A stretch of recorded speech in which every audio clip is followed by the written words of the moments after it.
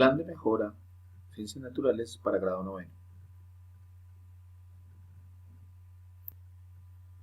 Empezamos recordando que la célula es la unidad funcional y estructural de todo ser vivo. Todos los organismos están compuestos de células, absolutamente todos los organismos. Algunos de sus principales organelos son la membrana celular, los ribosomas, los centriolos, la vesícula,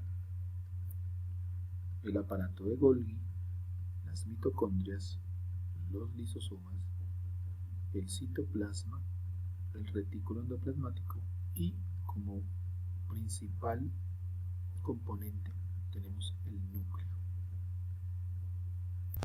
Todos los organismos que presentan esta organización celular se denominan eucariotas y todas tienen en común una membrana celular o plasmática, el citoplasma o contenido celular, el núcleo, que es la estructura que contiene el material genético. Las células eucariotas pueden ser animales y vegetales.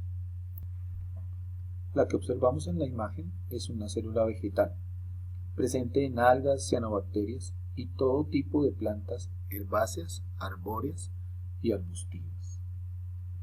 Las estructuras celulares que las identifican son los cloroplastos, que son los organelos que contienen un pigmento verde llamado clorofila, y además en ellos es donde se realiza la fotosíntesis.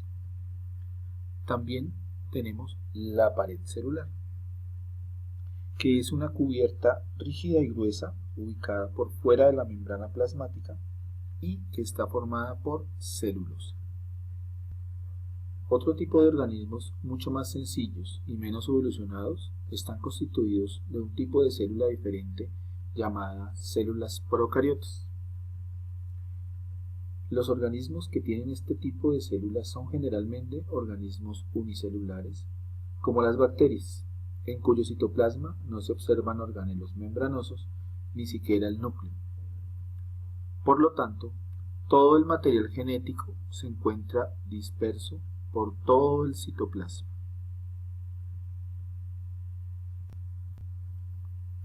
Actividad 1. Con base en la información suministrada hasta el momento, resuelva las preguntas que encuentra a continuación. Observe esta imagen e identifique los principales organelos que componen a este tipo de células. Consulte en su texto guía y complete la información, en la cual debe enumerar las estructuras y escribir una breve descripción de la función que realiza cada una de ellas. Las células son las unidades básicas de todos los seres vivos y experimentan ciclos de reproducción y desarrollo. El núcleo controla todo el funcionamiento de la célula a partir del material genético que se encuentra en su interior, formando unidades llamadas cromosomas. Los cromosomas son el soporte de la información genética. La porción de un cromosoma que lleva la información para un carácter recibe el nombre de gen, y el conjunto de genes de un individuo o una especie es el genoma. Todos los organismos unicelulares y la mayoría de las células de los pluricelulares pueden dividirse.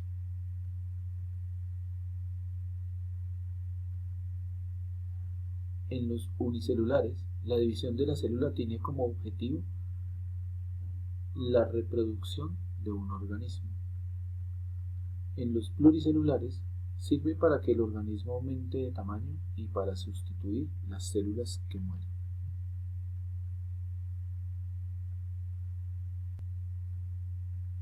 Los dos tipos de división celular son la mitosis y la meiosis. En esta imagen está representada la mitosis, que ocurre solo en células somáticas, es decir, todas aquellas que constituyen los tejidos.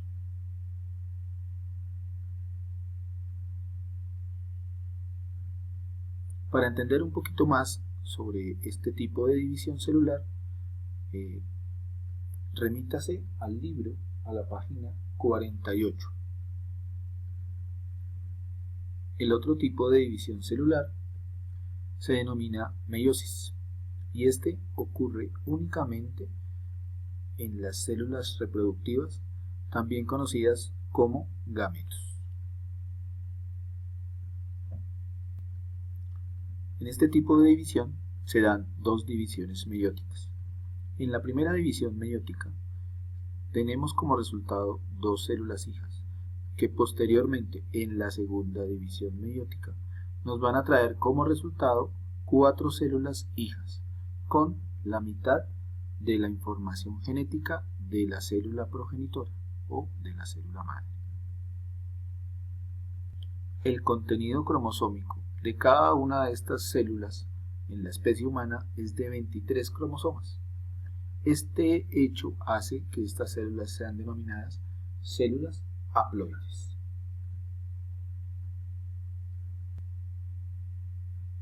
Continuando con nuestro repaso, vamos a entrar a hablar de las investigaciones de Mendel.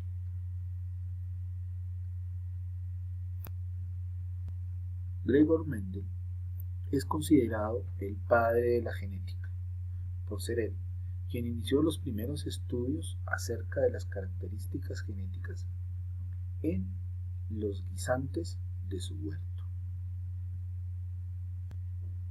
Las características que él encontró en la mayoría de las semillas que trabajó, como por ejemplo el color de la semilla, el aspecto de la semilla, que podría ser liso o rugoso, el color de las flores, la longitud de los tallos, etc. Todo este tipo de características las denominó características fenotípicas. Y las características internas determinadas por los genes las denominó características genotípicas. Los aportes de Mendel se resumen en las tres leyes propuestas. La primera ley de Mendel, o ley de la uniformidad, dice: si se cruzan dos variedades puras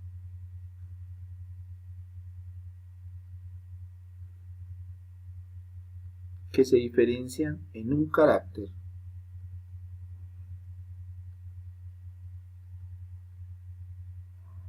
la descendencia es uniforme y expresa el carácter dominante.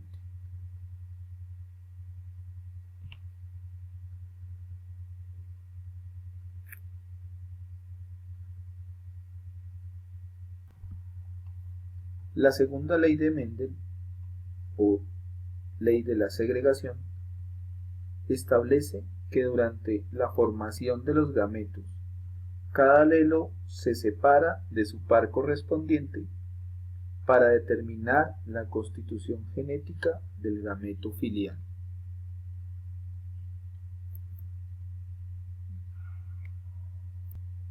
En esta ley, Mendel cruzó dos organismos heterocigotos, cada uno de ellos con un rasgo determinante. La descendencia obtenida en este cruce dio como resultado la presencia de 3/4 partes de los descendientes que expresaban alelos dominantes y 1/4 parte de la descendencia que expresaba alelos recesivos. La tercera ley de Mendel, o principio de la segregación independiente. En los heterocigotos para dos o más caracteres, Cada carácter se transmite a la siguiente generación filial independientemente unos de otros. Al cruzar dos individuos heterocigotos para dos alelos diferentes, los resultados en su descendencia serán 9 de los 16 descendientes expresan dos alelos dominantes. 3 de los 16 descendientes expresan un alelo dominante y otro recesivo. 3 de los 16 descendientes expresan un alelo recesivo y otro dominante. Y 1 de los 16 descendientes expresan los dos alelos recesivos.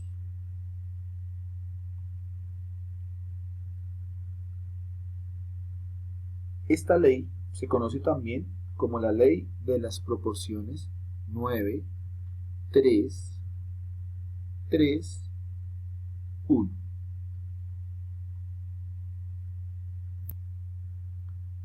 Actividad número 2.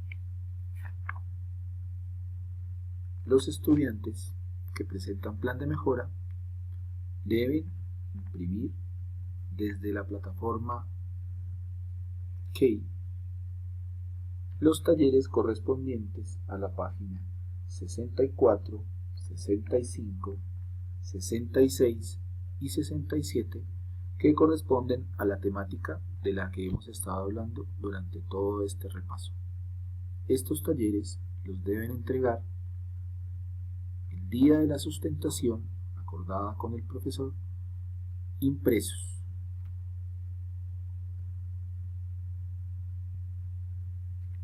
Recuerden, página 64, página 65, página 66, página 67 de su libro de Ciencias Naturales.